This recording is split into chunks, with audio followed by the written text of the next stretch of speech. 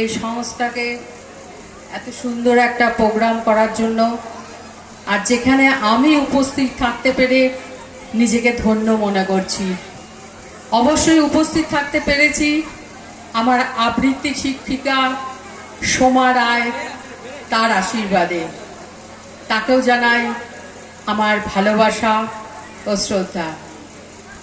তারপরে দর্শকবৃন্দুকে জানাই আমার আন্তরিক শুভেচ্ছা, ভালোবাসা, আর অবশ্যই বড়দের জানাই আমার অন্তরের প্রণাম। আজকে আমি যে কবিতাটি আপনাদের শোনাবো, প্রায় প্রত্যেক পরিবারেই ছেলের বাড়ি থেকে মেয়েকে দেখতে গিয়ে এই ধরনের আচরণগুলো করা হয়, যেগুলো আমাদের মনে কাম্য নয়, কিন্তু প্রথাগতভাবে যেটা চলে আসছে সেটা আসছেই। তাহলে আজকে শুনুন কবি দেবেশ ঠাকুরের কবিতা দেখাশোনা।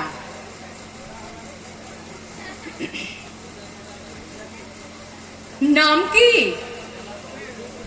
পারমিতা।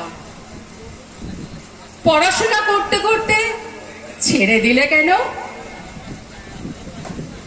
বাবার ক্ষমতা ছিল না আর দাদাকে পড়াতে গিয়ে। চুলটা একবার খোলো তো দেখি।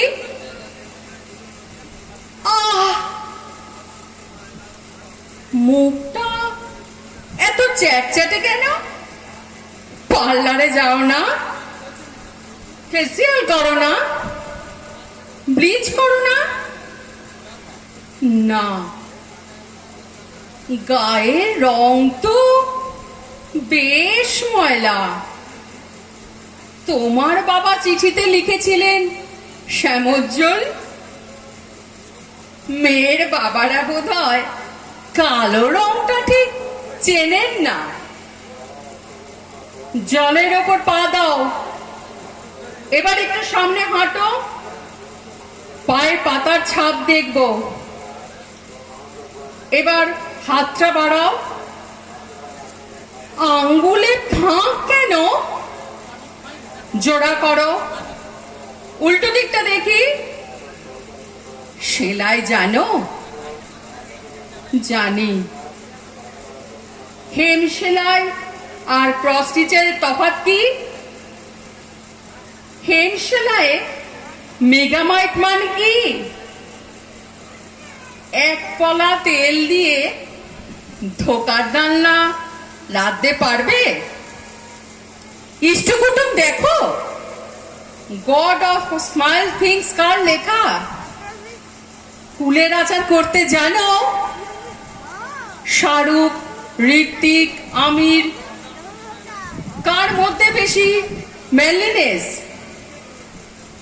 বাচ্চার কাশি হলে এক্সপোনেন্ট না বাসক তুলসীর রস, কোনটা?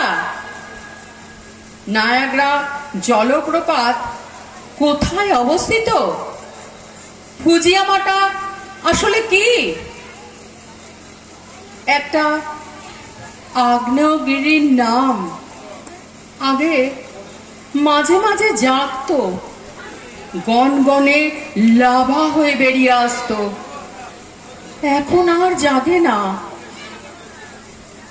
এই নিয়ে আমার ৯৮টা কোণে দেখা বিকেল সন্ধে হয়ে গেল। কালো রাত আলোর সকাল হয়ে ফিরে আসে। কালো রং কিন্তু সকাল হলে আরো কালো হয়ে যায়। সব স্কুলে হাফ ইয়ারলি, অ্যানুয়ালি আছে, আর আমার আছে উইকলি টেস্ট। কেমন লাগলো? অবশ্যই হাততালি দিয়ে আর বহর দেখে আমি বুঝতে পারবো যে